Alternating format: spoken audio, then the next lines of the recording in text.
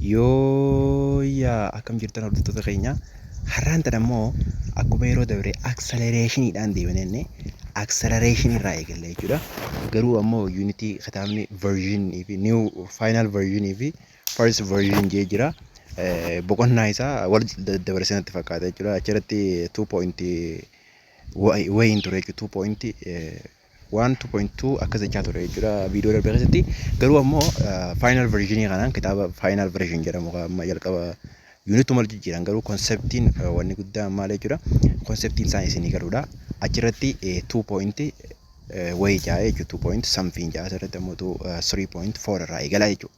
Akka boqonnaa waa'ee motion straight line kajoo boqonnaa sadii keessatti kaa'ee jechuudha kitaabni kuni final version kan jennuun kun jechuudha.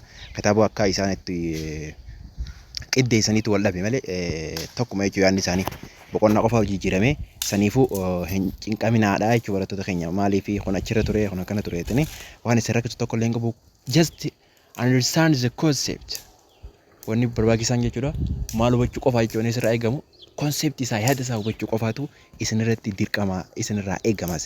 Okay, let us move on. Haa itti fufnu. Acceleration. At the end of this section, ega section 3.4 kana keessatti waa'ee acceleration ida. Ega xumurtan booda jechuudha. You should be able to kana danda'u qabdan jechuudha. Maali? Define acceleration. Acceleration define. What does mean acceleration gajo? Acceleration define godhuu danda'u qabdani. Calculate the average acceleration. Akkasumas illee average acceleration da. Calculate godhuu danda'u qabdan of a body if its velocity changes from some initial values to the final values in a given time. Yeroo kan nama san gajjata jechuudha. At the starting point to the end point kanuun jalqabarraa dhumatti kan jijjiirama velocity wan sanii tiin kan barbaadan ta'a jechuudha. Kan beektan ta'a fuuldura eega section 3.4 tana xumurtan booda. Okay, the discussion of motion when with what varying velocity da oga discuss gono wa emotion da jechuudha. Velocity wan garagaraa jira jechuudha. Can be dealt with maal jechuudha by introduction of the concept of acceleration itti fudhachuu dandeessan jechuudha. Acceleration is vector quantity. Acceleration maal jechuudha kalqabee jechuudha. Kallattii qabu jechuudha. Kalqabee yogaa yan kan kallattii qabu. Kal dhabee yogaa innoo maal jechuudha akkuma viidiyoo darbe keessatti taasaa turre kal dhabee yogaa innoo kan kallattii dhabeetanii hubachuu dandeessan jechuudha. Okay, is measure of how much acceleration maan kun jechuudha wanni inni nu fayyadu how much of velocity of object changes in a units of time da or in a 1 second or in a second jechuu dandeessan. Wanni inni measure godhu jechuudha acceleration maal jechuudha isin jaanii isin gaafatan jechuudha. Acceleration it is vector quantity kallattii qabu akkasumas illee inni maal godhuudhaaf jechuudha waan maal measure godhuuf nu gargaara. Measure to measure what maal measure godhuufi how much hangam takka jechuudha velocity san change taate jechuudha. Velocity san how much change of velocity of an objectiin velocity objectii sanii hangam takka jijjiirame eessa keessatti jechuudha. In secondary keessatti secondiiwwan kan nama keessatti in a given time yookaan in a given second or in a second or a second or in 1 second jechuu dandeessan jechuudha. It doesn't matter. Okay, hangam takka velocity objectii sanii jijjiirame jechuudha. Yeroo murtaa'aa ta'e keessatti kan nuuf measure godhu eenyu jechuudha waa'ee kana what we call acceleration jechuudha. Karaa biraatiin acceleration is the rate change of velocity jechuu dandeessan karaa biraatiin. The rate change of velocity jechuu dandeessan. Okay, acceleration is donated. Acceleration kun kan bakka buusnu maal jechuudha? A xiyyaa gubbaarra keenya jechuudha. Small a dha jechuudha. Small a maal jechuudha? Xiyyaa gubbaarra keenya jechuudha. Arrow kan inni kana gubbaarra keenya kan ibsanu ta'a. Akkasumas illee unit system international unit of acceleration dha meter per second square dha jechuudha. Meter per second square yookaan meetira hiruu meeqaati jechuudha yookaan displacement hiruu maal jechuudha time san square dha. Walii galee kana jechuudha. That yookaan immoo meter per second yookaan velocity jennee mire velocity hiruu maal jechuudha hiruu secondii dha. Change in velocity jennee mire how much akkami jijjiiramni velocity wan sanii velocity wan object sanii jijjiirama akkami akka qaban jechuudha. Yeroo kan nama san keessatti kan nu measure godhu eenyu jechuudha acceleration jechuudha. Akkuma measurement of dheerinaa fakkeenyaaf amanta leengisiidhaa meetira fudhachaa turre akkasumatti illee hoggaa dheerinaa waa'ee dheerina meejarmentii isaanii jechuudha akkuma physical quantity keessatti bal'inaan waa'ee meejarmentoota laallee turre jechuudha fakkeenyaaf amma kan ulfina safaruu kiloogiraama akka system international unit isaa kiloogiraama jechaa turre kunis measurement of mass godhuudhaaf kan nu fayyadu jechaa turre jechuudha. Kunis acceleration kun jechuudha maal jechuudha derived ta'ee jechuudha derived physical quantity jennee derived yookaan warroota basic yookaan fundamental physical quantity warreen sanirraa kan tolfame kanaafuu kan ijaarame jechuudha biraatiin. Inni kun maal jechuudha derived physical quantity jechuudha derived warra ta'e jechuudha derived warra ta'e maal jechuudha unitiiwwan diriirfamoo jedhanii afaan oromootiin kutaa gadii keessatti fundamental science kan jedhu yookaan immoo saayinsii general saayinsii keessatti bartanii to'atan jedhiin adda addaa jechuudha waa'ee saayinsii waliigalaa keessatti jechuudha kana saniifuu haa itti fufnu maal jechuudha velocitiiwwan objectiin san hangam takka jijjiirame maal keessatti yeroo kan namiif san keessatti jechuudha given time yookaan second jechuudha dandeessan jechuudha akkuma meetiriin dheerina yookaan leengisii godhuudhaaf nu fayyadu akkasuma kiloogiraamni maasii godhuudhaaf hanga safaruudhaaf nu gargaaru measurement of acceleration maal measure godhuudhaaf nu gargaaru jechuudha hangam takka velocitiin san velocity objectiin sanii jijjiirama qabdii kan jedhu nu kan hubachiisu ta'a jechuudha. Okay, system international unit isa meter per second jenne that is the meter per second square yookaan immoo meter per second and per second jechuudha. For example fakkeenyaaf a runner namni fiigu runner traveling tokko gaafa fiigu jechuudha fiigaan tokko meeqatti jechuudha kiiloomeetira 10 kiiloomeetira per hour due east jechuudha karaa eastitti gaafa deemu jechuudha karaa bahatti gaafa deemu slowest to stop akkasumas deemaa dhaabbachuudhaaf jechuudha irrachaa deemee jechuudha fiigichi deemaa ture san jechuudha reverses direction and continue reverse direction isan ni jijjiire karaa kamitti reverse direction jechuun east gaafa ture fakkeenyaaf baha jennee maal jennee jechuudha dhiha jennaan san jijjiiree jechuudha dhihatti jijjiiree jechuudha. Okay. For example, slow dhaabbatee jechuudha stop eegatee booda karaa maal godhe reverse godhe jechuudha kallattii isaa. Akkasumatti illee fiigicha isaa ammaa saffisa meeqaan itti fufee jechuudha saffisa kiiloomeetira 10 meter per hour due west jechuudha kan jijjiiree ta'ee fiigatee jechuudha. Air velocity has changed as a result of change in direction jechuudha. Akkuma direction jijjiiramaa turte akkasumatti illee velocity isaa maal jechuudha jijjiiramte jechuudha. Also the magnitude of velocity is the same in both direction. Garuu akkuma direction isaa jijjiiramte garuu ammoo velocity inni ittiin fiigaa ture jechuudha fiigaa turte jechuudha hair gizee jedhu dubartii agarsiisa fiigaa turte jechuudha walqixaa jechuudha.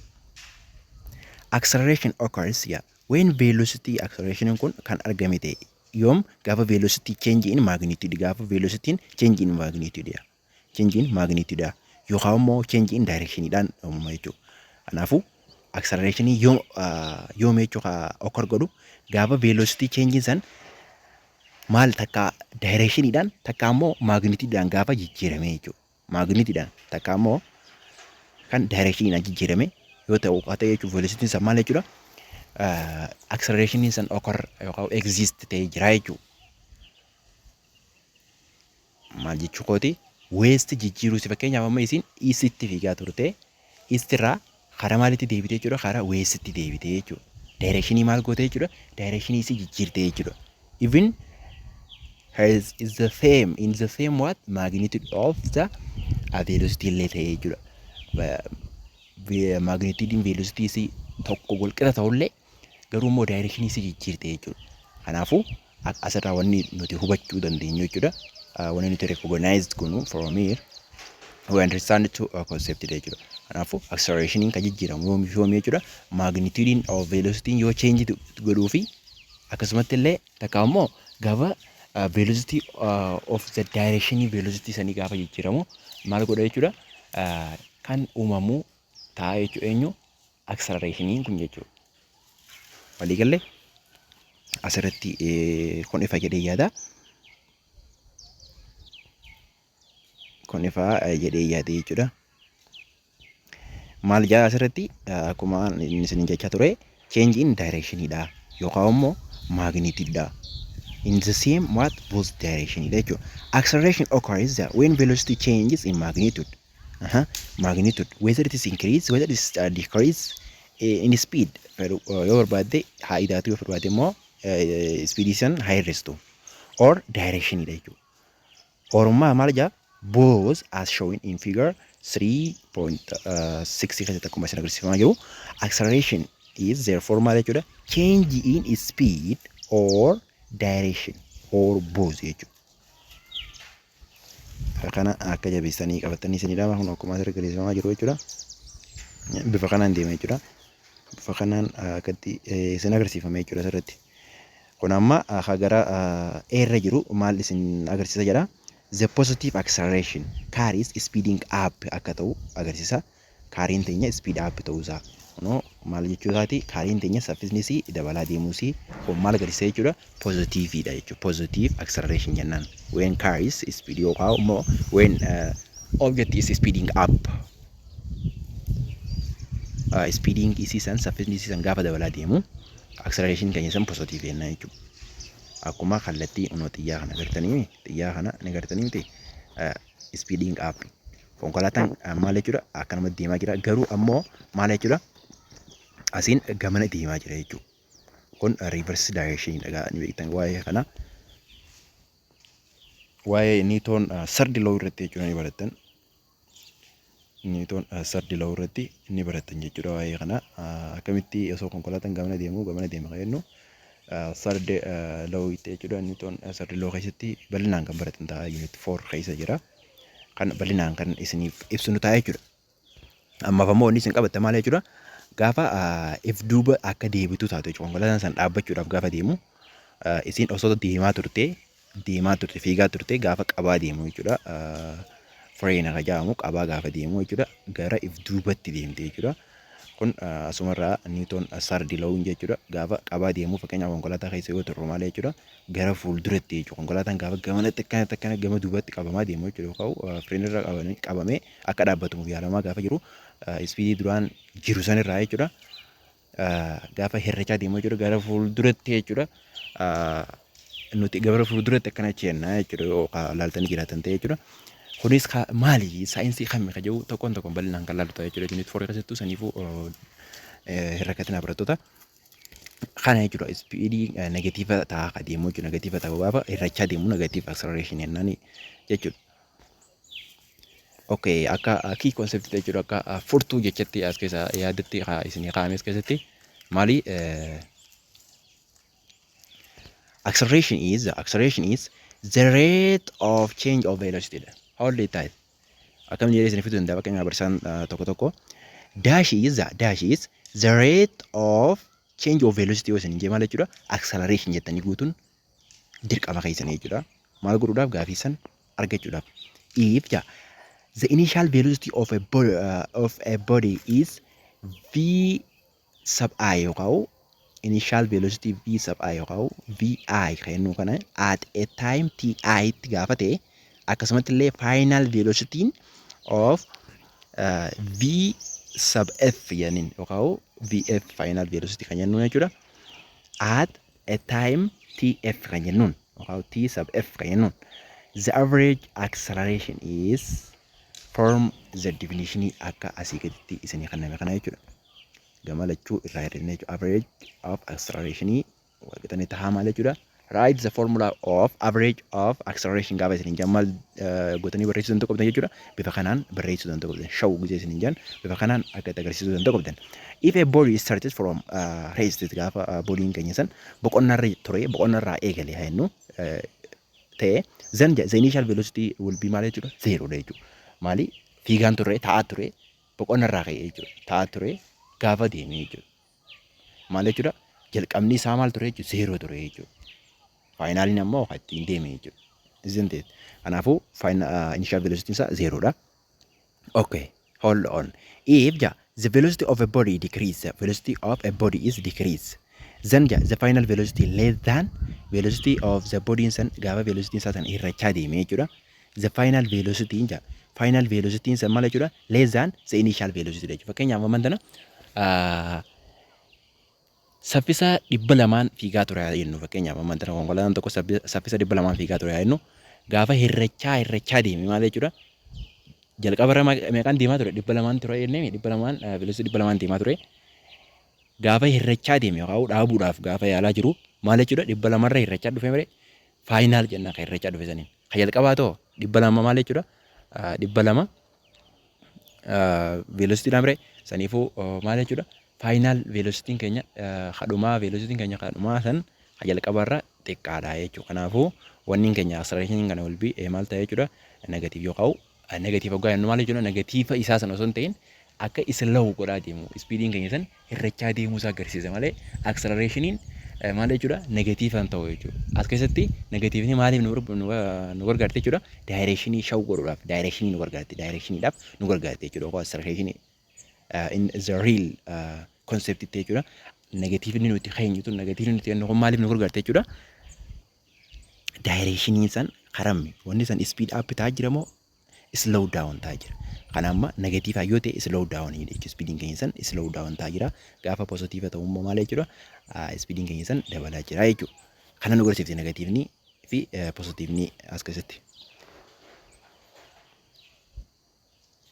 Okay. If the velocity of body decrease akkuma kaasaa turre jechuudha the acceleration is decelerating motion jennaan jedhe decelerating motion jennee yaamna jechuudha hoggaa akkasii. Hoggaa maal ta'e hoggaa final velocity keenya less than initial velocity gaafa ta'e jechuudha we call deceleration motion jennaan jedhe.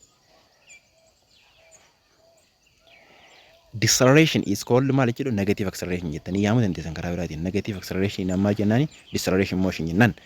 If a body comes to rest body keenya san comes to rest gaafa ta'u the final velocity keenya will be 0 jechuudha. Gaafa wanni fiigaa ture tokko jechuudha dhaabbate gaafa jennu final velocity keenya maal jechuudha 0 dha mire. Kanaafuu final velocity keenya 0 dha.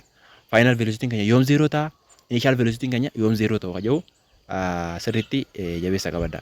Maal je if a body comes to rest je asitto if a body starts from rest je starts from rest body keenya san comes to rest gartani gaafa boqonna irraa eegale fi gaafa boqonna dhufe jechuudha. Gaafa boqochuu dhufe yookaan hafuura baafachuu dhufe jechuudha karaa biraatiin.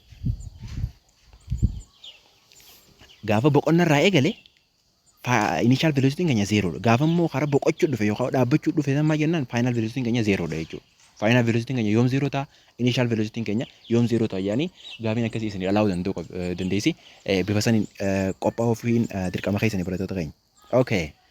Exercises 3.1 maasufti. If the initial and the final velocity of a car are the same, what will be its acceleration?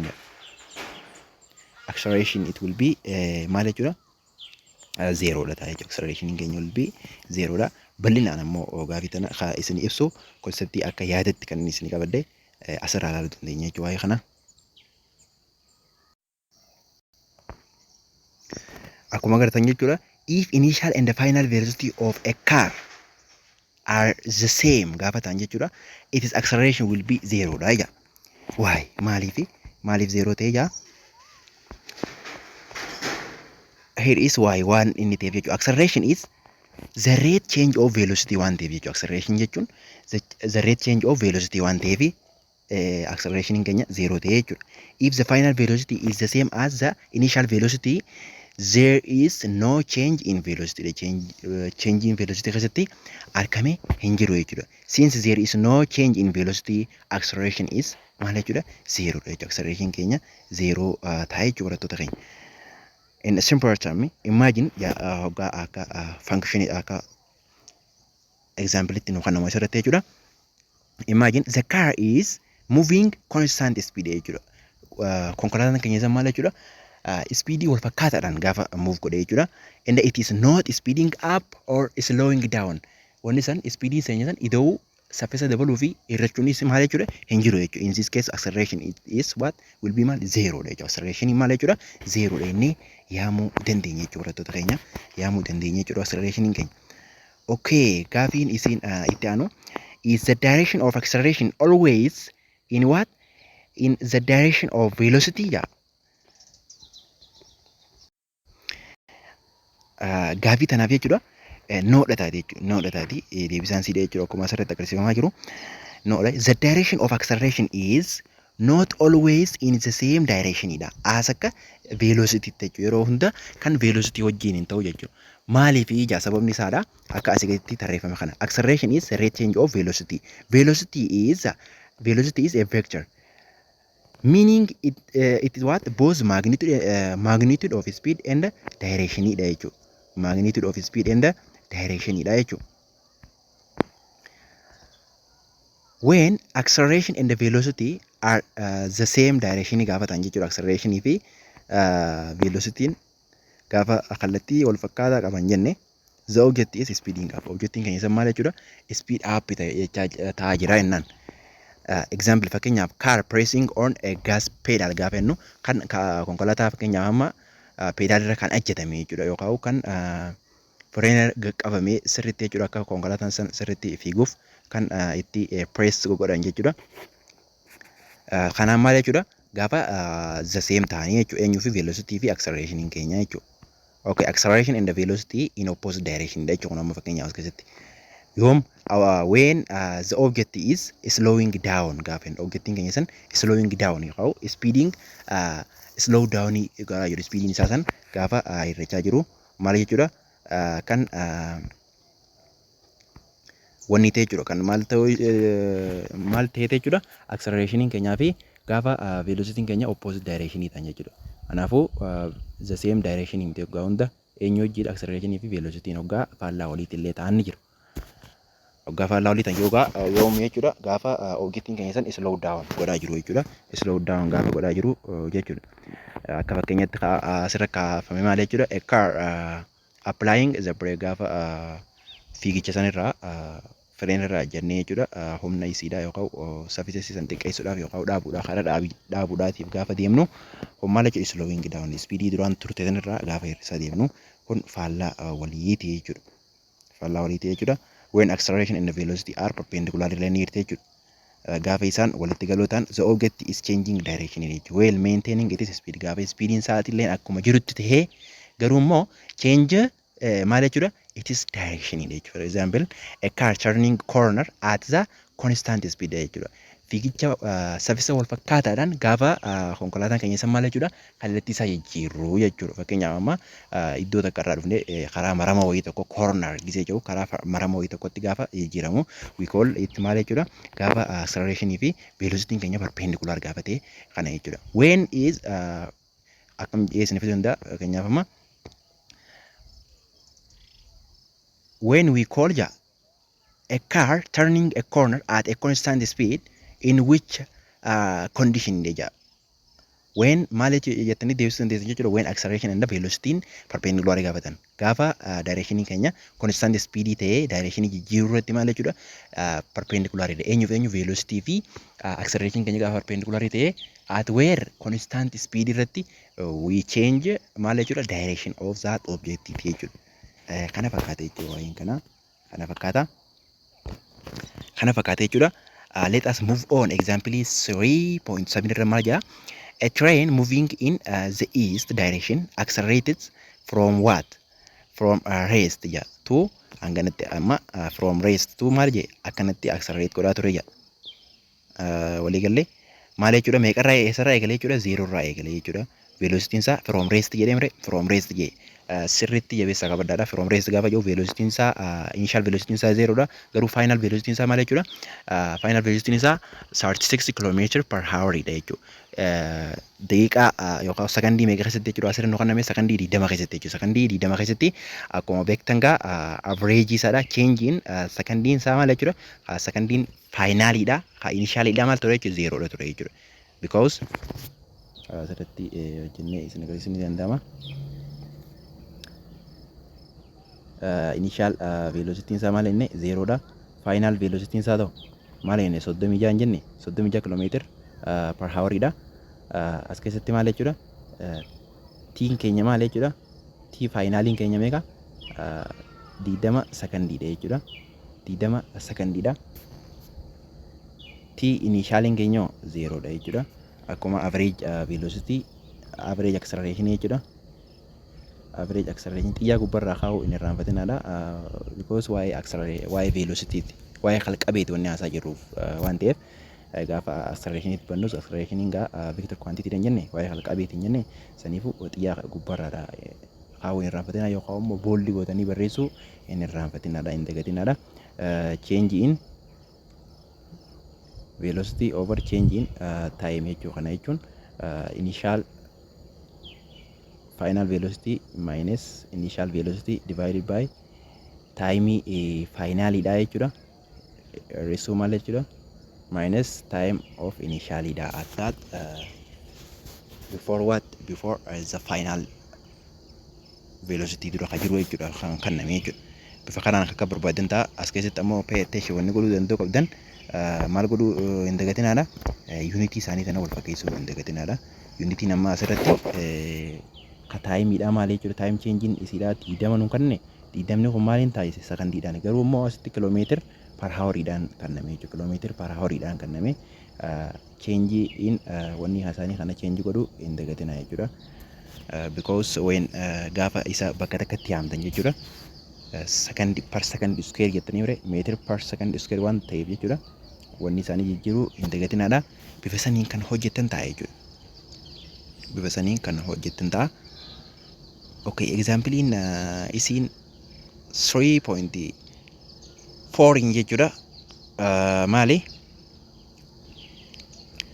3.18 jechuudha a car traveling at 7 meter per second along a straight road accelerating amma kun maal jechuudha kun velocity dha asii acceleration kanne tooricha speed hangana godhuudhaaf hanganaan deemaa turte hangana godhuudhaaf how long kajoo kun seera physics keessatti jechuudha maal jechuudha how long kisee isin jee time isin gaafachuusaa akka hin daganne jechuudha dheerina osoo hin ta'in waa'ee time takaasaa jiru jechuudha yeroo hangam takkatti fudhata jiru kun amma maal gootan jechuudha acceleration average acceleration dha average acceleration jechuun change in maal jechuudha velocity over change in time dha jechuudha waliigalee sanirraa kan ka'een jechuudha change in maal jechuudha velocity teenya meeqa turte jechuudha torbarraay meeqa turte jechuudha hanga meeqatti ga'uudhaaf yaadee ture jechuudha